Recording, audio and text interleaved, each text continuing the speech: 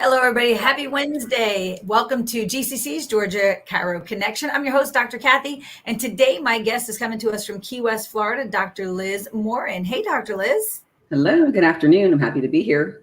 Thank you so much for joining us. So, being in Georgia right now, the gray skies, the windy weather, the temperatures are getting cooler. How is it down there by you?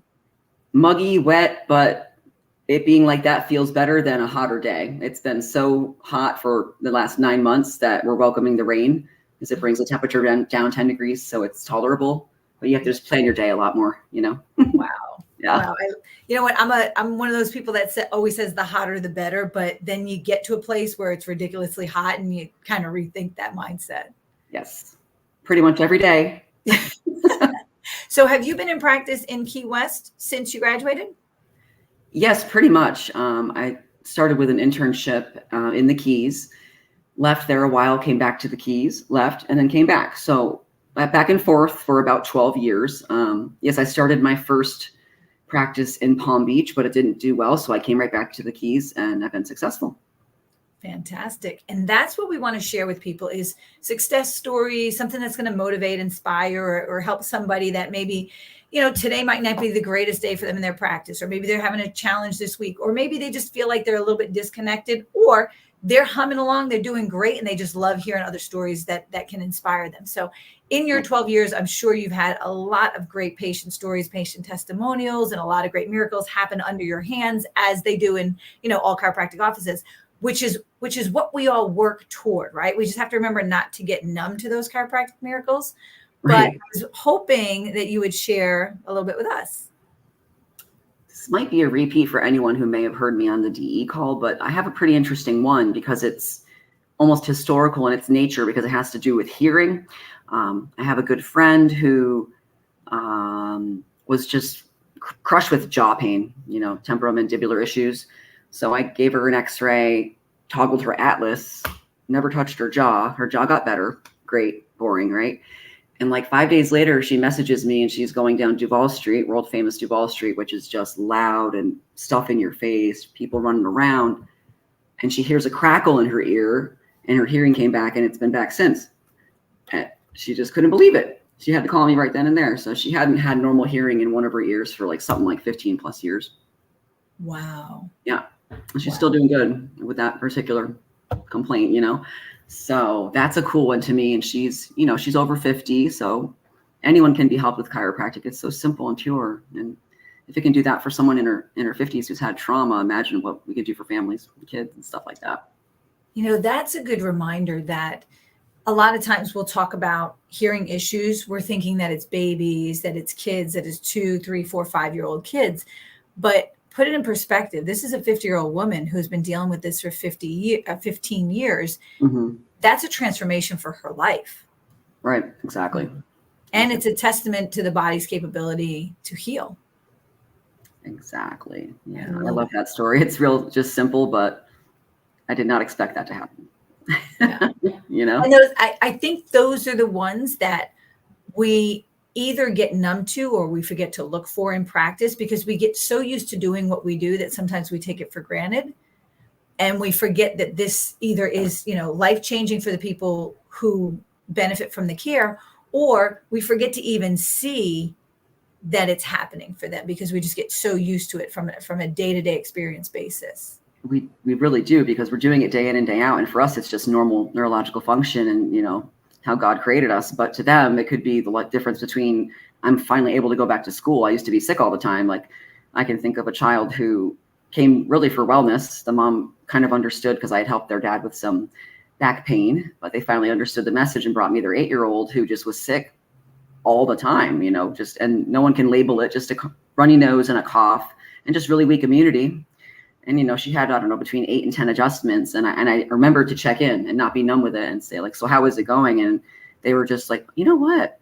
She hasn't been sick once and she's been to school every day. So it's like, well, there we go. There's our functional test right there. She's back to school. She's not at home sniffling and she's a happy kid and she still sees me on a regular basis. And now I'm seeing the brother too. So of course, these things, they spread across whole families. And if we can do that with our whole community, we'd be a lot better off. That's for sure.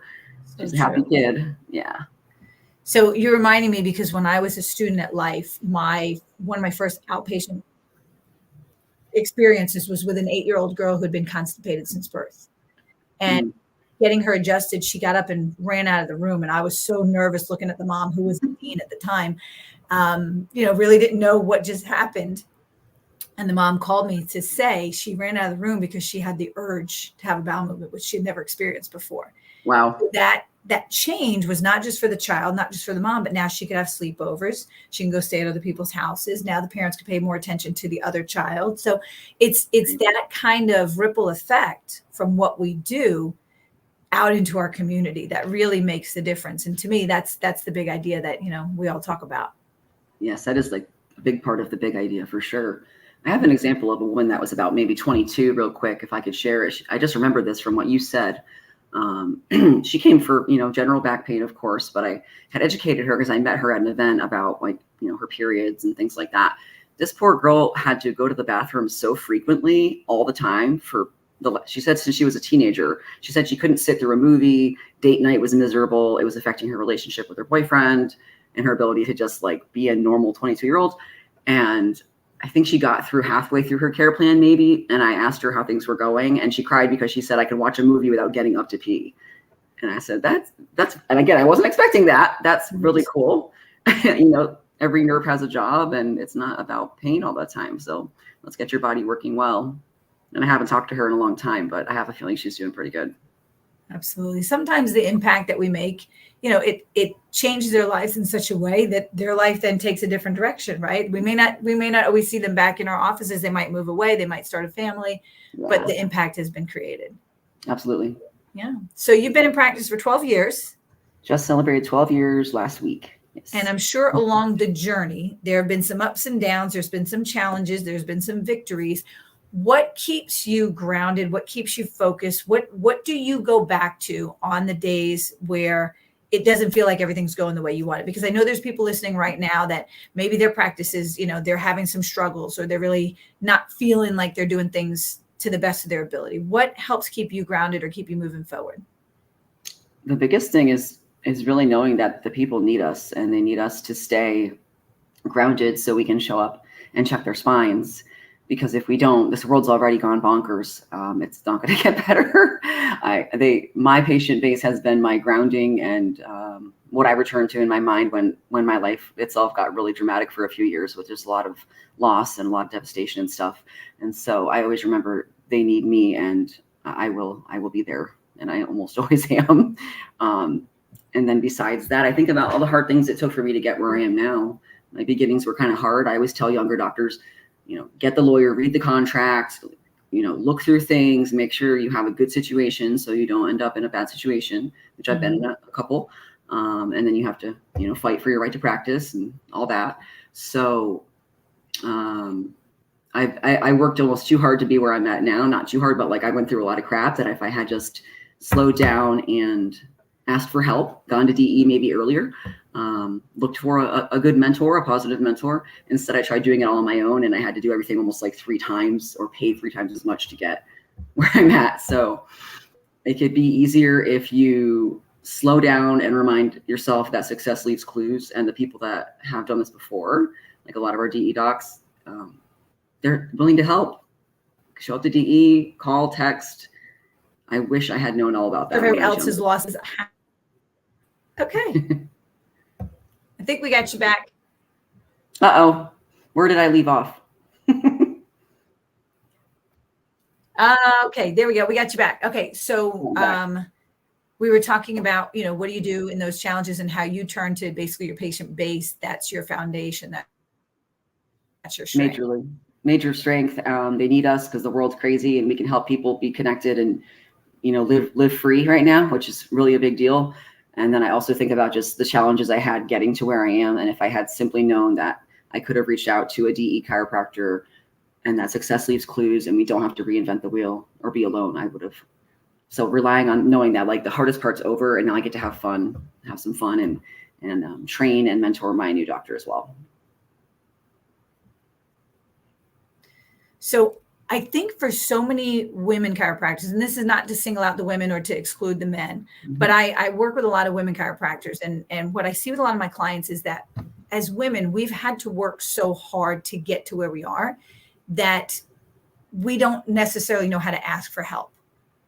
Yes. And if you think about women's sports versus men's sports, men typically play teams. Women oftentimes are gymnasts or dancers, all the attention and all the responsibilities on them. Where men worked in teams and played in teams, I think a lot of times for women, that thought of asking for help is overwhelming. It feels like failure. It feels like throwing in the towel. It feels like weakness. So we don't do it. We push forward. We hit the obstacles and we do whatever we have to do to get over them, around them, under them. But we never realized that we could just simply ask for help. So getting to that point, realizing that you could reach out to a DE doc, you could reach out to a GCC doc, you could reach out to one of your docs in your community or someone that's on the other side of the world. Getting to that point, especially for women, takes a lot of swallowing our pride. Yes. Right. Being willing to be vulnerable and not feeling like we have to be strong all the time, because that strength gets exhausted, gets exhausting for women. But what happens on the other side of that, when we do ask for help, when we do become vulnerable, is transformational growth, exponential growth. You just said it so beautifully. I could not have said that better. That is so perfectly accurate, and especially for female doctors, and I'm assuming almost all probably newer doctors too. Yes. And you just recently brought on an associate. I did. I'm so excited about it. I met her at DE. She's really wonderful, and she happens to be from the Key West community and went to Key West High, and then left to go to undergrad, and then went to Life. And so she wanted to come back and serve her community, and she observed, I think, almost every office in my town. And I'm the lucky one that got to hire her. So she's a blessing. I'm really excited about what's going to happen here. So not only am I excited for her, but I'm excited for you, because I think one of the magic things that happen when you bring in an associate, you get sharper. You're teaching. So then all of a sudden you're paying attention to yourself and to your mannerisms and to your routines and your systems, and you get sharper, you get more polished, more pronounced, you get more deliberate in your actions and in your communication. And then that helps to teach that next generation. So I see great things coming for both of you in your practice down there. 100%. And something really cool is that we're very pregnancy focused and family focused. Like, we don't allow tourists in the office at all. It's not to be mean. It's just not our jam. I want to serve my community only. I'm being voted in, possibly, hopefully they take me, to be on the board of our local Healthy Start Coalition, as pregnancy care is so passionate for me. And I think I'm now the only female pregnancy chiropractor in the area, because we had a male, I think he left the area. So it kind of falls on us. And with Dr. Joe being also Webster certified, and I'm going to have her get more certifications, we'll be the ones. And we're going to work out some kind of system to help all pregnant women, including lower income, to be seen no matter what they can afford or can't afford. And it'll be so rewarding to have these women adjusted so they can have a better pregnancy and delivery. So, wow. I just love that meeting before this. So that was fun. I love hearing that. Right now, we're in the planning phases. We're doing a mamas and babies event in our community. And so this might be something that Dr. Liz, you might use, or somebody listening might use. We've been putting it out into the local Facebook pages, reaching out for doulas, lactation consultants, midwives, looking out for birth massage professionals, birth photographers. So we have the birth community rallying around this event. Right. That now we get to bring in all these mamas, all these babies, all these, people who are starting a family or hoping to start a family. And it just becomes another opportunity to really connect with the community so that they can see what you do in your office, Dr. Liz, but they can also feel comfortable, and they get to meet other birth professionals so that those people are now looking at you as their resource for their women that need chiropractic care. Yeah. Brilliant idea. I like that a lot. That's really cool. Thank you. So it's about connecting, right? You got to connect people. And sometimes connecting people means, how do I get to the people that are working with the people I want to see? Perfect. That's great. I think you're going to do fantastic with your new associate. I know you're doing great down there, but I think bringing in that new associate, it's exponential growth. It's not just 1 + 1 = 2. The two of you are going to become a force in that community and really make powerful, positive ripples. Yeah, we're having some fun already. She had her first few days of adjusting. And it was really, really great to see her knowing what that feels like, to be doing it as Dr. Joe and not, intern, stuff like that. Yes. It was really fun to see it all. I love it. Anything else you want to share with everybody today? Just that I'm all about freedom and stand your ground no matter what happens. Yes.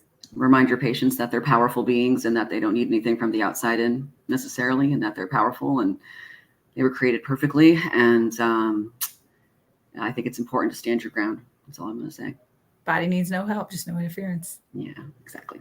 I love it. I love some of Dee Dee's last words that, people being able to choose the healthcare delivery system that is best for themselves and their family. Yes. Yep. Very good. Absolutely. I love what you stand for, Dr. Liz. Thank you so much for coming on with us today. Thank you for having me. It was a real pleasure. Enjoy your afternoon. Absolutely. You too. And I just want to say a quick reminder to everyone that we've got about 2.5, almost 3 weeks left until our next golf tournament. That's GCC's Chiro Cup. This is our 6th annual Chiro Cup. It's coming up on October 19th. That is a Thursday. It is the same weekend as DE weekend here in Atlanta. So if you want to get registered for DE, there's your information, lifede.com. If you want to get registered for the golf tournament, it's chirocup.com, or you can just simply go to georgiachiropractic.org to get all the information that you need. As always, GCC puts on continuing ed events around the state. I know we just had one recently. We've got another one coming up. We've got We've got Philosophy Saturday Night Live at Life University on October 7th.